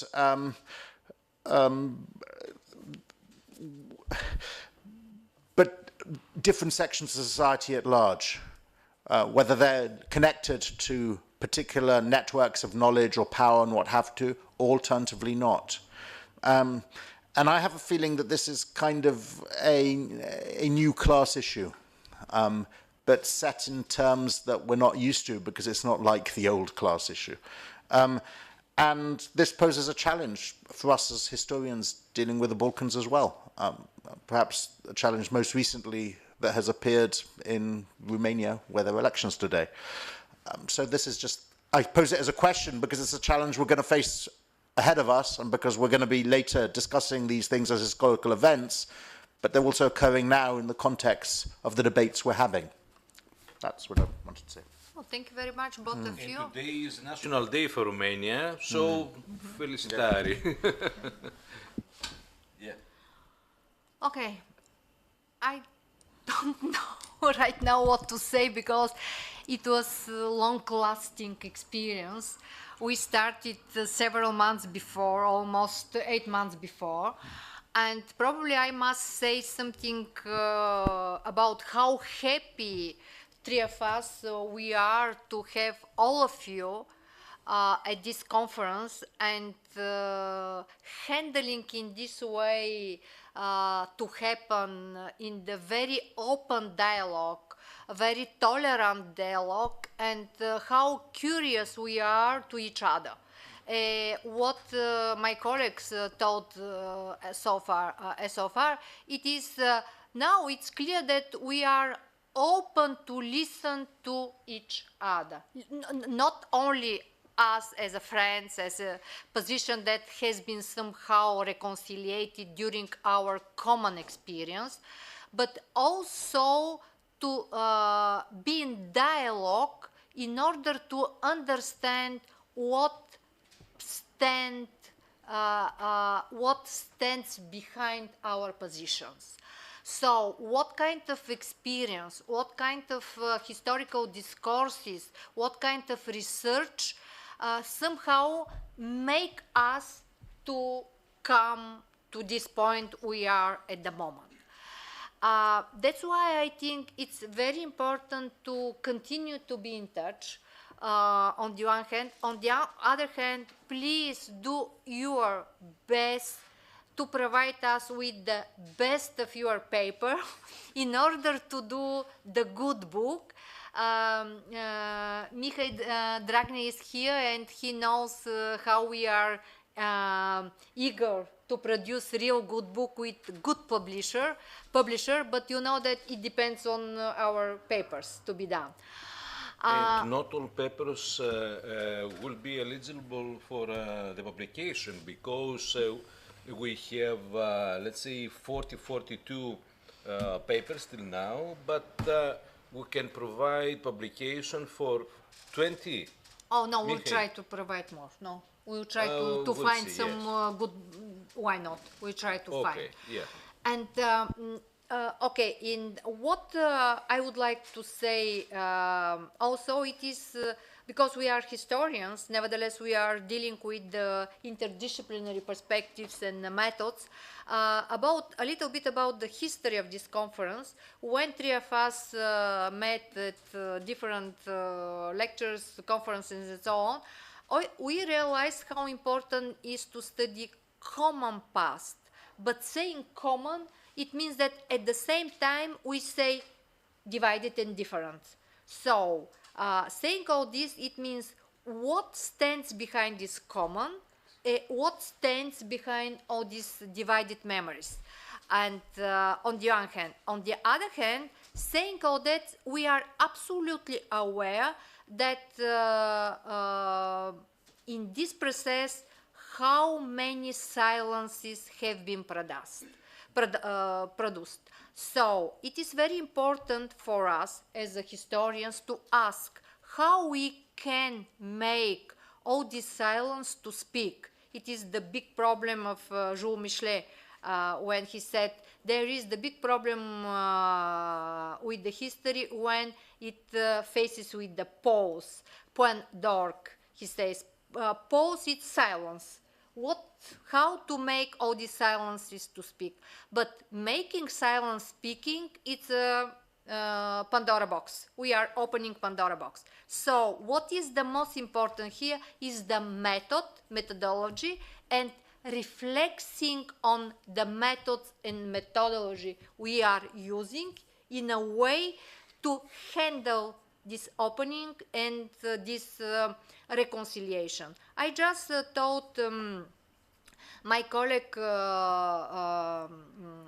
Bayar that Aicha, that really it's very important what does mean for a historian giving justice. Sometimes it's enough to leave hearing other voices, but after that, hearing these voices, what we are doing, what this we come upon as experience, history, and so on and so on. So many questions have been opened to us. You will see at the same time how now, speaking about the colonial, we never had asked ourselves what do you, for us, mean the term colonial, a colonial experience?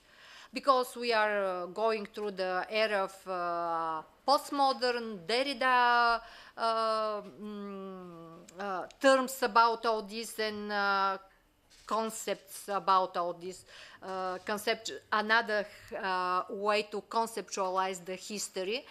On another hand, I will tell you when we started speaking about this, our colleague Stamatopoulos, who is missing and apologizing for this, he said probably they will be Bulgarians also and Greeks, and so I tried to calm him that we are not doing claustrophobic Bulgarian-Greek discussion.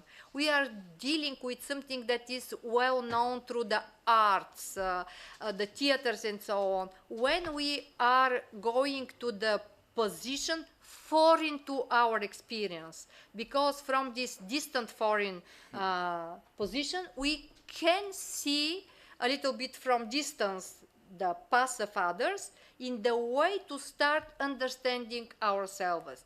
So, taking distance in a way to approach again, and this approach will be absolutely from the different point of view. In this way, we are thinking that we are giving the perspective for opening dialogue and reflecting of what can do as historians in the very difficult time. We are very happy because we will have the both very inspiring keynote papers that will find place in our book now. Yeah. In this way, we to see what kind of different perspectives, also introducing these psychoanalytic methods and point of view to the trauma. I was really shocked how many of us speaking about the trauma. I am absolutely sure, staying on the same line with Professor Victor Newman, what does mean for every of our studies saying traumatic past?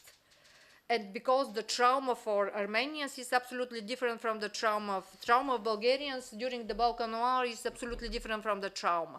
And the traumatic past is something that is nothing to departure from. So, how to overcome, if it's possible, through which methods and so on, after then how to reconcile each other dealing with our traumatic past. Stop, I will not speak anymore.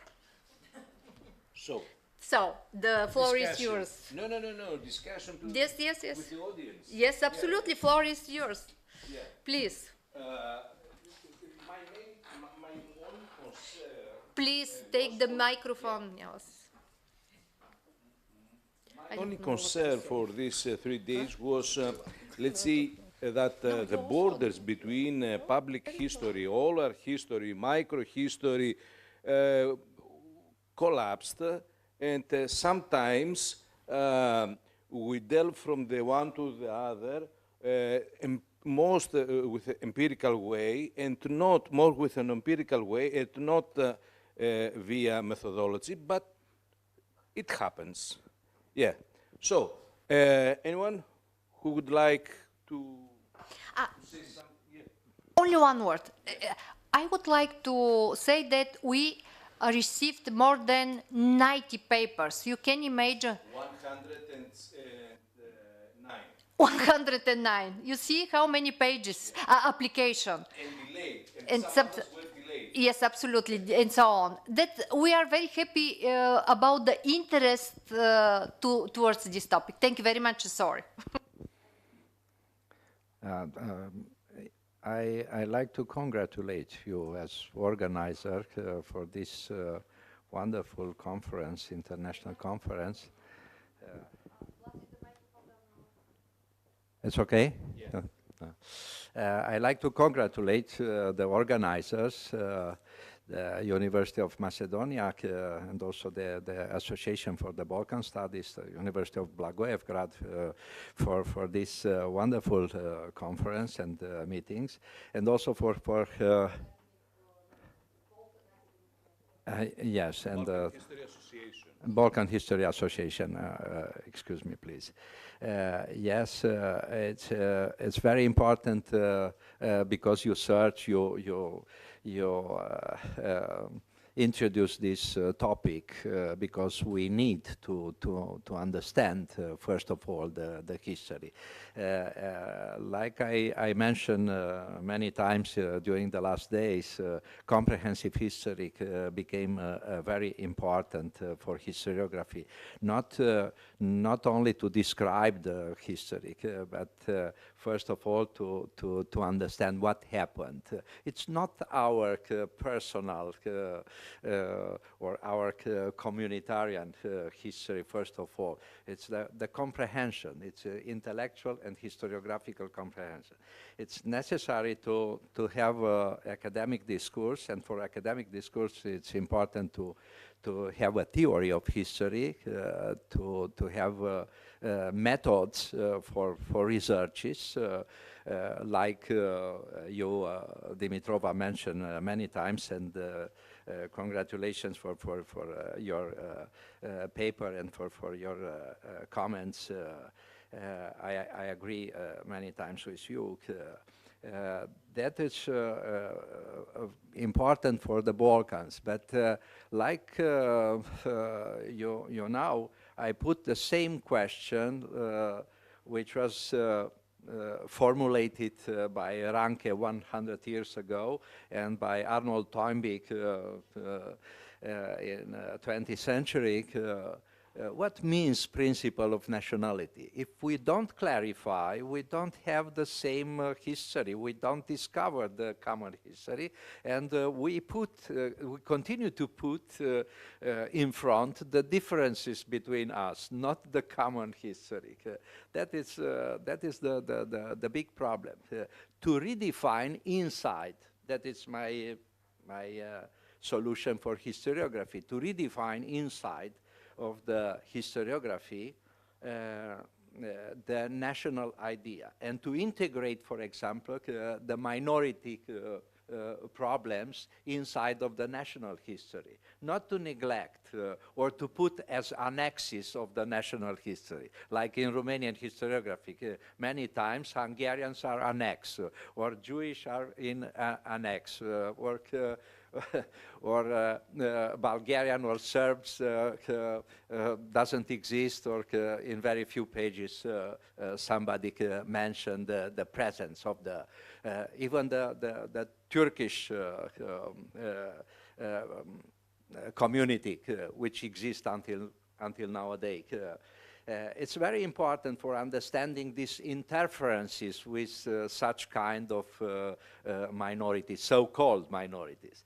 But the principle of nationality needs also to redefine the national idea and not to put the ethno-national idea in front as a majority and to put as annex the minority. That means to integrate everything and to talk about contributions during the history of each person and each community, each collectivity inside of the country. Secondly, we have a common history here in the Balkans because 500 years was dominated by the Ottoman Empire, and in northern part of the Balkans and in Central Europe many times, and during the 18th and 19th century it was dominated by the Habsburg Empire,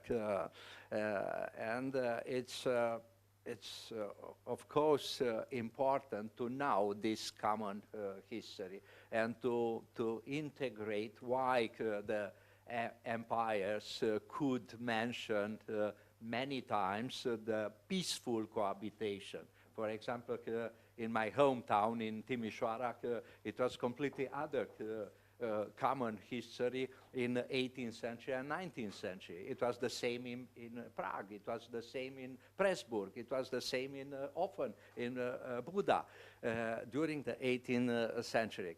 This is not ethno-national history. It's a common history with different languages, with different denominations, but it's a common history. Because it's the social common history, because it's economical common history, because the legislation is common for everybody, and the citizenship, it was imperial citizenship, yes? Yes, that is a very important aspect. And if we discover this aspect, we understand what means the common history. It was many times the same with Ottoman Empire. For example, the Jewish community in Thessaloniki has a lot of connections with this multicultural world, with Turks, with Muslims, with Christians, and they live together. In Sarajevo it was the same, in Sofia, in Bucharest. But this kind of ruptures started with ethno-national idea, with völkische Kultur, with German influences in the 19th century. And we must understand what means this kind of national identity in this area. Because look, Germany has been changed after the Second World War. Yes, it's a Staatsbürger. It's not völkische, deutsche Volk as a main concept to define the identity. It's possible in our area to change. This is the question for historians, for sociologists, for politologists, for anthropologists, for everybody. Why we continue to interpret through ethno-national? Because ethno-national create differences, and strong differences. And this is one of the big questions in our discussion, it seems to me. And Toynbee mentioned 100 years ago, you now, in discussions with academics, you now, in Eastern Europe, they don't understand exactly what means the principle of nationality.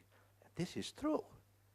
Many people don't understand. And they introduce this principle with another nuances, with another meanings, like in England or in France or in Western Europe. And for this reason exists so-called exotic aspect of our principle of nationality. And started with conflict. In 19th century and in 20th century. Or yes, in Anglo-Saxon, yes, they created this kind of prejudices, yes? And we fight with prejudices inside of the historiography if we like to be academics, yes? If we accept these prejudices and we work with these prejudices, we are in favor of ideologies and in favor of different political meanings and messages. Thank you. Anyone else? I would like just to mention that we are scholars here from Poland to Turkey. So we are the southeast and east Europe, excluding the ex-Soviet Union. Is it true? So. Yeah. Sorry. I apologize. I would also like to congratulate you for the well-organized conference. Everything from how you do, well, the academic side and the very practical side has been done really well. And the topics have been chosen really well to go through one to the next in a flow. I think there is I have a concern when it comes to importing concepts. because every area has its specificity. It has its culture. It has its historical evolution, and the Balkans is not an exception in this way.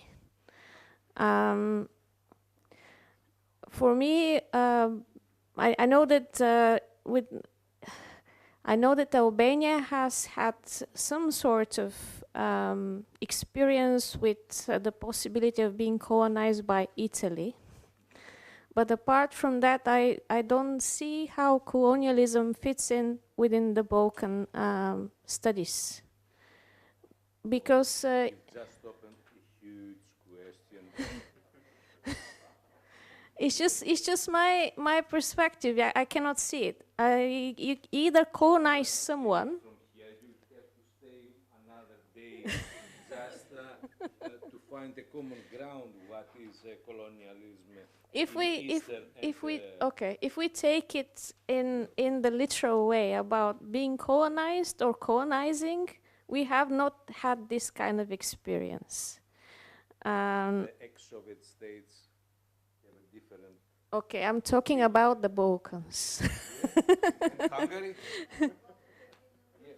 What about the opinion of the Hungarians about the Soviet regime? It was. Huh? Yeah. I don't. I'm not talking about whether we were happy or not. I'm looking at the literal meaning of what colonialism is. When you have a foreign power, when you go somewhere and is making basically is using the corrupting elite somewhere and taking over the resources of the country and governing from the outside. We did not have it in that specific way.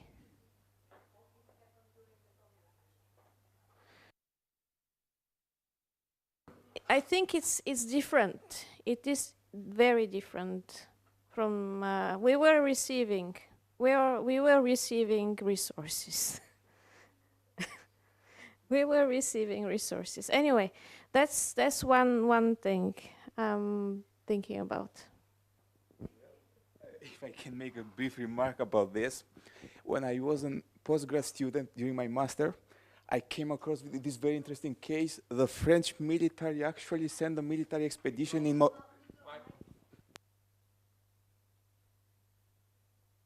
What about now? Yes. A very interesting remark regarding colonialism. In the aftermath of the Greek War of Independence, the French landed an expedition in Morea, in Peloponnesus, and they didn't came there to liberate or to fight the Turks. They came there to stay and to colonize the place. Anyway, the plan did not work out, and the very same expedition yes. Was sent in North Africa to colonize over there with the experience and the know-how they acquired in Morea, actually. So, the Balkans and colonization and colonialism have, not the classical relations that, for example, India might have, but it was there. So now we are forming the subject of the new conference. In 2 years from now, when we are going to have money, budget, in order to form a new conference. Do you agree, Iannis? So I think I'm to blame for some of this conversation. I think it's clear that what Professor Neumann had to say about us defining is absolutely essential here. What I find fascinating about this, however, is up till now, the absence of this discourse in various forms, whatever content we give to it in the Balkans. And I think there are good reasons for the absence. When I say there are good reasons for the absence, I don't mean the discourse is right or wrong. What I mean is there are reasons why the peoples of the Balkans don't like to think of themselves in colonial terms. Yes. Yeah? And I think that's quite important and also needs to be analysed. But because the discourse... I grew up, as I said before, in the context of being interested in the war that was happening when I was at school, and that was the Balkan Wars in Yugoslavia, but in that context, it was very obvious that the danger was nationalism. And so in becoming a historian, trained in Western Europe, yes, the focus was, let's try and understand this thing, and let's try and find ways to deal with it and to minimize its negative effects. That is a very different world from the world in which students growing up today are being taught history, because of what's happening in both in the Middle East and in the former Soviet space. So this difference will affect us in the Balkans. The question is, and it doesn't mean we have to embrace theories of colonialism here. It does mean, though, we have to think about them. Yes. No, it's okay. Thank you. Really, not keep my word that I will not speak anymore. But however, because it's very, very interesting what we are just saying. It is very interesting to see why there is a kind of resistance going to see our history through the colonial perspective. It's very interesting. I will tell my own experience. 20 years ago, Professor Charles-Olivier Carbonel launched one project writing common European history, but not Bulgarian, not English, not French, and so on. Commonplace. For example, he told his own experience when he was in Moscow. He felt for the first time European. He saw how there is a kind of differences that make him European. I was really surprised because he didn't feel in this way when he was in Africa but from Moscow. And then one of our colleagues in this team, Professor Frédéric Rousseau, proposed to speak or to research Bulgarian Ottoman period on the Balkans through the colonial perspective. How we can see if it is from colonial perspective. To see Ottomans as colonizing Balkans and so on. You can imagine what kind of resistance we received from everywhere. And my first reaction when I being part of this project, hearing that it was, no, come on, come. Because I have all these perceptions about the colonialism, colonizers and so on. Today, when we discuss about colonialism, there is the problem of self-colonizing ourselves, how we are embodying all these images and so on. But now speaking about all these colonial discourses, it's very interesting because we didn't introduce Orientalism, Balkanism, and so on. In this way, it's clear that we are going for some more global perspective to our history. Probably I'm wrong. If I'm wrong, please, I'm open to hear your opinion. I will say a word, 2 words, 3 words, not more. First, at the same time, the Ottoman Empire was under the influence and the commercial... colonized by great powers. Yeah, by European. And after the end of 19th century, the Germans were the bosses into this empire. And the second is that I totally agree with Iannis that the kids, our next students, or even our current students, have a totally different aspect for the Balkans and for our neighborhood than we used to have during 20 years ago or during the Yugoslav wars. This summer, I have organized a conference, a summer seminar in Crete, where people coming from 18 to 25 from several other countries, they called the Balkans a quiet neighborhood. How it is possible? How was it possible 20 or 30 years ago to call someone, to call our area a neighborhood, and a calm, a quiet, like a neighborhood in Vienna, something like that. But everything is changed. Yep. So we have to face this evolution. Okay. So. Any comments? No. So, let's wrap up.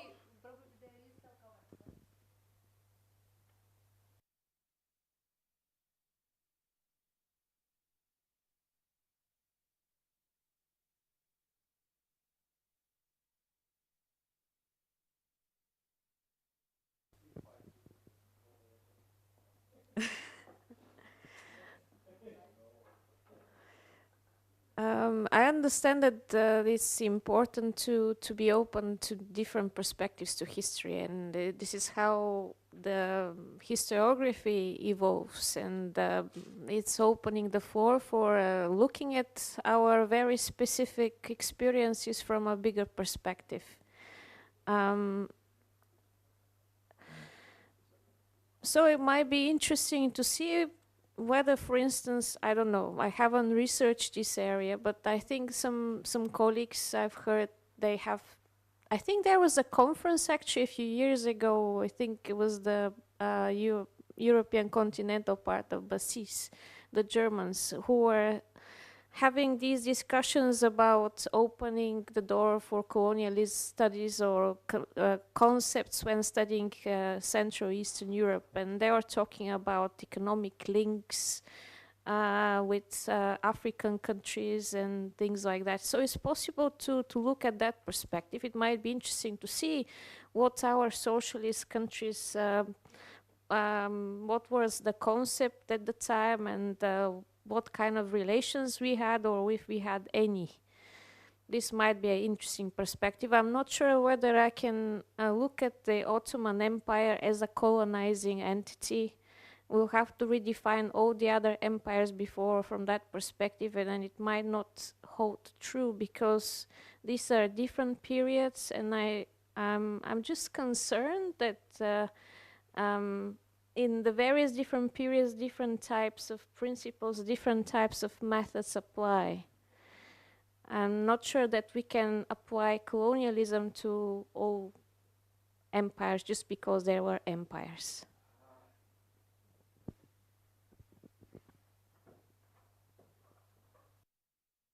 Second round.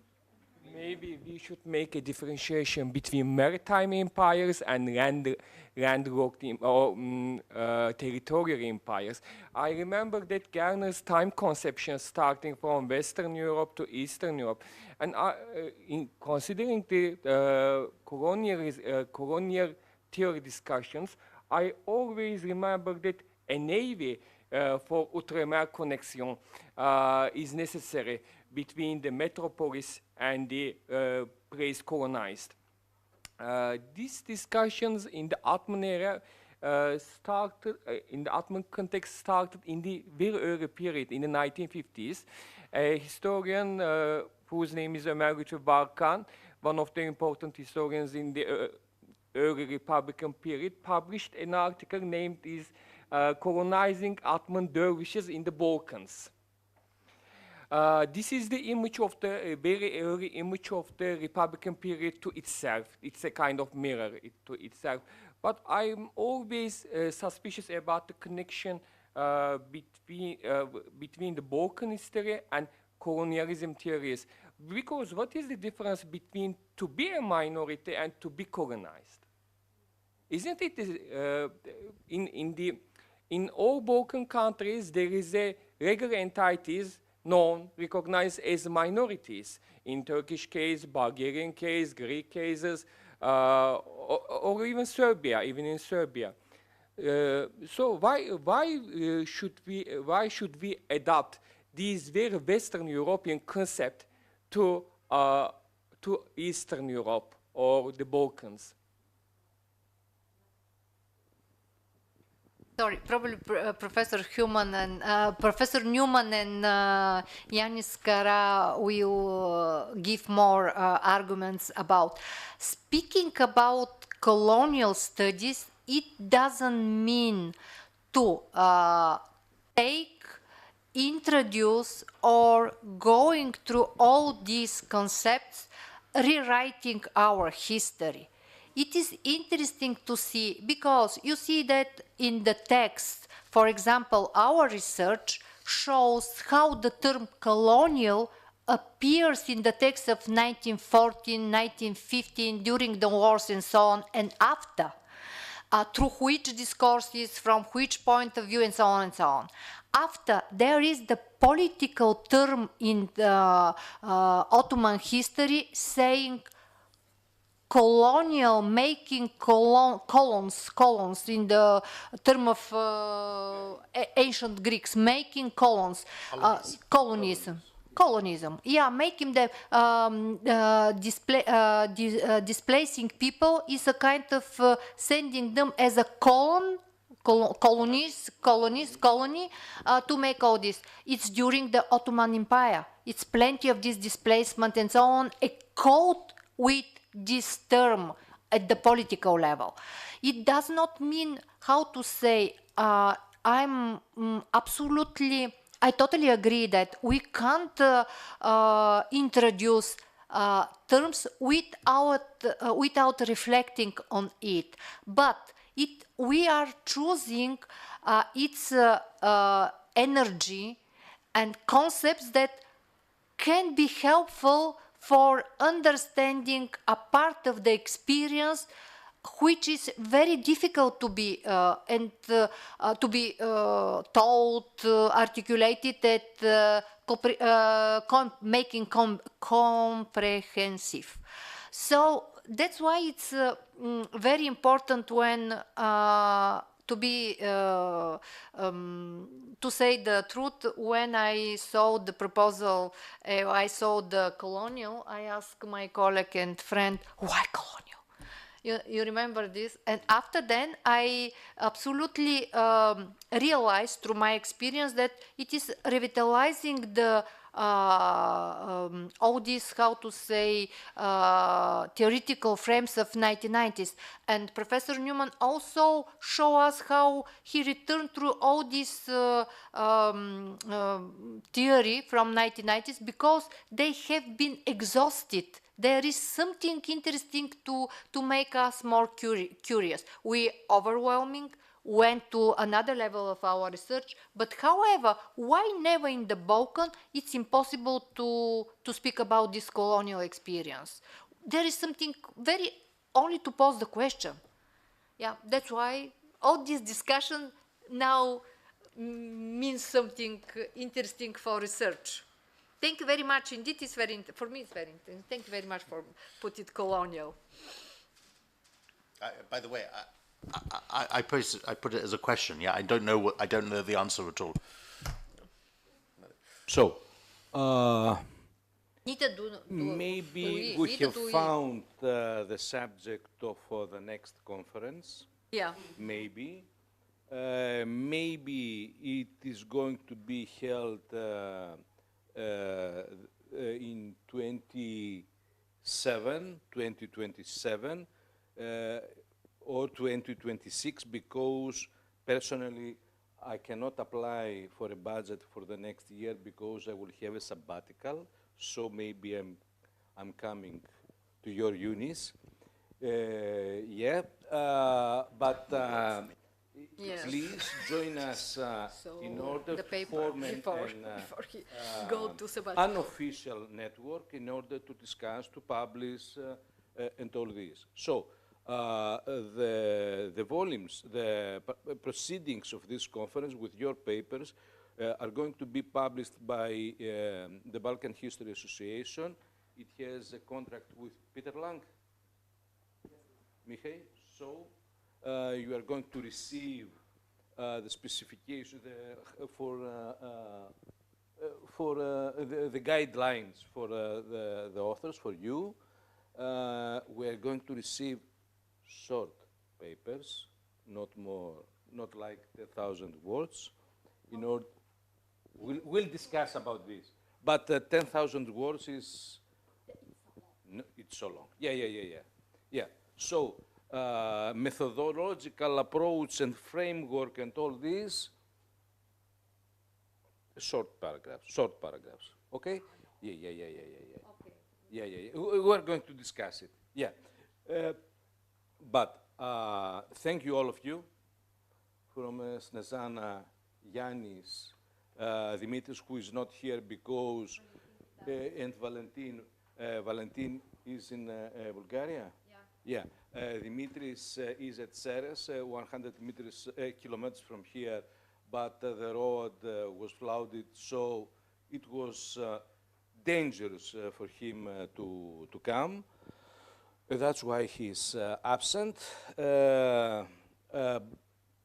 Thank you, all of you, but I would like to thank, first of all, Eleni Paschalidou and her team, because she was the backbone of all this process, and without her help and capabilities, not only her will, maybe the conference would not be like this. Thank you very much.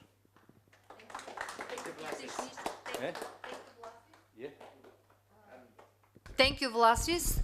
Thank you also the technical equipe. Thank you, all of you. Thank you, our colleague from Bulgaria. She came here because of her curiosity, taking part, being part of us. And I hope see you soon. Thank you to our young colleagues, students, who are this kind of charity involved in this really hard work. Thank you very much indeed. Thank you.